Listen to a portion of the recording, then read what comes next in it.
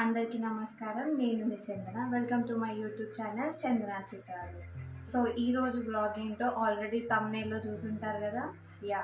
Telangana authenticate food sarvapindi. ఈరోజు మనం సర్వపిండి ఎలా చేసుకుందామో చూద్దాం. యాక్చువల్లీ సర్వపిండి ఆల్మోస్ట్ అందరి ఇళ్ళల్లో చేసుకుంటూ ఉంటారు, తింటూ ఉంటారు చాలా అకేషన్స్కి. సో నా స్టైల్లో మా ఇంట్లో ఎలా సర్వపిండి చేస్తారో నేను ఇప్పుడు మీకు చూపించబోతున్నాను. చలో స్టార్ట్ చేద్దామా. సో సర్వపిండికి కావాల్సిన పదార్థాలు మెయిన్ ఇంగ్రీడియంట్ బియ్యం పిండి. సో ఈ బియ్యం పిండితోనే మనం సర్వపిండి చేసుకుంటాం. సర్వపిండికి కావాల్సిన దాంట్లో బియ్యం పిండిలో మనం అన్నీ వేస్తాం అన్నమాట. ఫస్ట్ మనం నువ్వులు వేసుకుందాం. మనకు కావాల్సినంత ఒక చేతిలో మనకి మీకు ఎన్ని అవసరం ఉందో అన్నీ. దాని తర్వాత జీలకర్ర వేస్తున్నాం.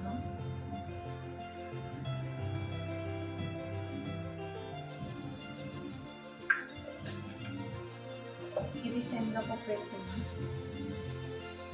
శనగపప్పు నేను కొంచెం ఎక్కువ వేస్తున్నాను, ఎందుకంటే లైక్ తింటుంటే మనకి ఆ ఫ్లేవర్ తగ్గడానికి.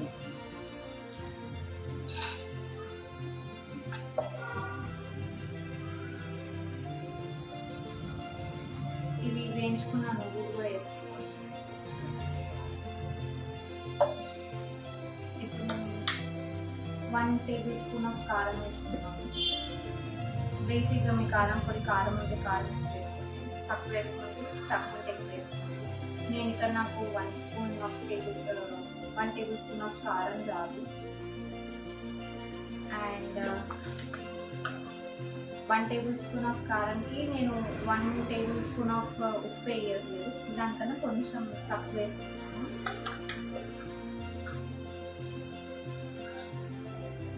అండ్ కొంచెం పసుపు టు ఫ్లేవర్ అండ్ చూడడానికి కూడా బాగుంటుంది. అండ్ జింజర్ గార్లిక్ పేస్ట్ వేస్తున్నాను. ఇది ఒక అల్లం వెల్లిగడ్డ పేస్ట్. ఇది కొంచెం ఎక్కువ వేసినా పర్లేదు, మంచి ఫ్లేవర్ వస్తుంది.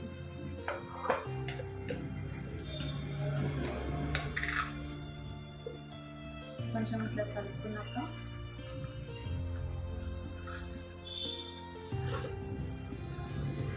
కరివేపాకు,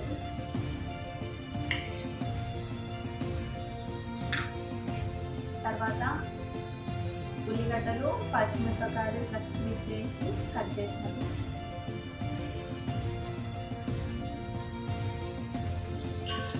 ఇలా అనుకొని వేసుకుంటే కొంచెం ఉప్పు మంచిగా అన్నిట్లో వచ్చేటట్టు.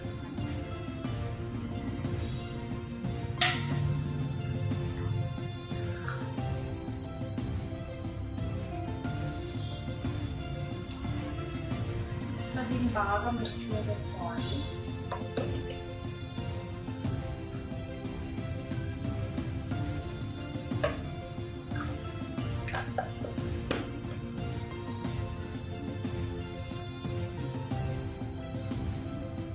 మిక్స్ చేసుకొని వాటర్ తగినంత కొంచెం పోసుకుంటే మన పిండిని కొంచెం గట్టి టెక్స్చర్లో, అంటే మరీ పలుచం కాకుండా మరీ గట్టి కాకుండా మీడియంగా కలుపుకొని పెట్టుకోవాలన్నమాట.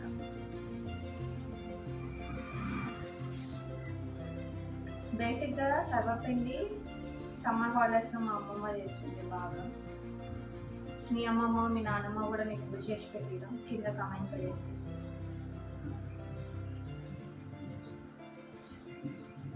ఎలాగో సమ్మర్ హాలిడేస్ వస్తున్నాయి కదా, వెళ్తారు కదా అమ్మమ్మ వాళ్ళ ఇంటికి, నాని వాళ్ళ ఇంటికి, వాళ్ళని చేసి పెట్టమనండి. ఎలాగో నా యూట్యూబ్ ఛానల్లో నేర్చుకుంటున్నారు కదా ఎలా చేయాలో.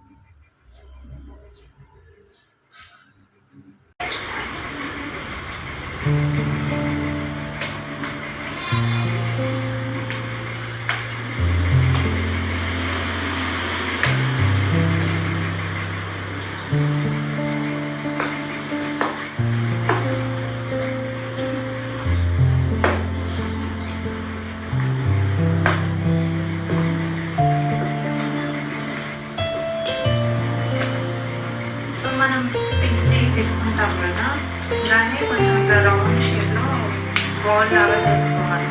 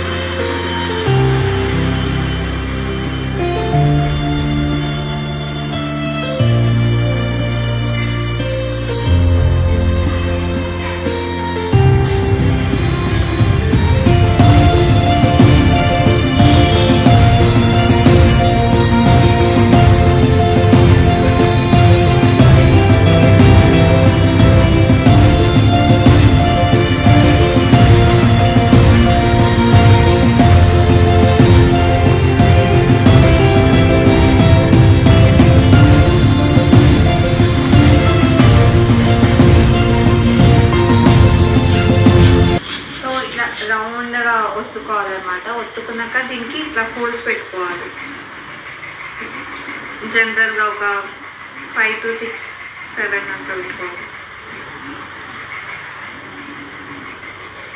కొంచెం రౌండ్గా రావాలని ఏం లేదు, తినేదానికి రౌండ్గా ఉంటే ఏం ఎట్లుంటుంది. దాని తర్వాత మళ్ళీ ఒక పావుతోని ఆయిల్ అక్కడ ఎక్కడైతే హోల్స్ వేసారో ఆ వేసేసేయండి.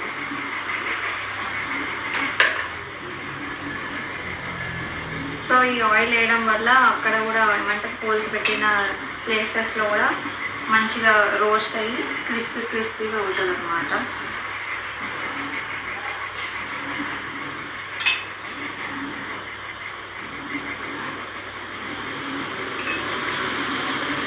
సో ఇప్పుడు ఏం లేదు, దీనికి మూత పెట్టుకొని స్టవ్ పైన పెట్టేసుకోవడం అంతే.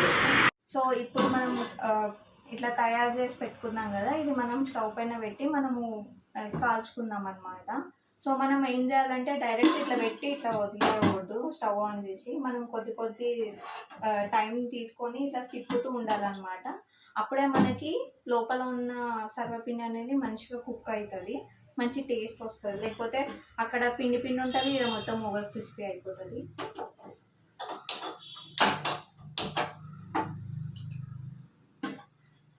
సో ఫస్ట్ మనం మధ్యలో పెట్టుకుందాము. మనం ఆల్మోస్ట్ ఒక 5 to 6, 7 minutes అట్లా మొత్తం రౌండ్గా తిప్పుతూ ఉండాలన్నమాట. ఎలా తిప్పాలో నేను చూపెడతాను. కొంచెం ఇట్లా మంచిగా రౌండ్గా తిప్పుకోవాలన్నమాట. ఐ మీన్ ఓన్లీ ఒక పార్ట్ దగ్గరనే కాకుండా సైడ్కి కూడా కుక్ అయ్యేలాగా మనము చూసుకోవాలి. సో అన్ని సైడ్స్ మంచిగా కాలుతుంది అన్నమాట.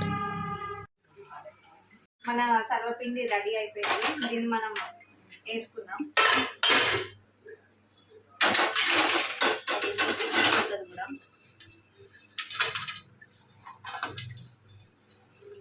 సో మంచిగా రోస్ట్ అయిపోయింది.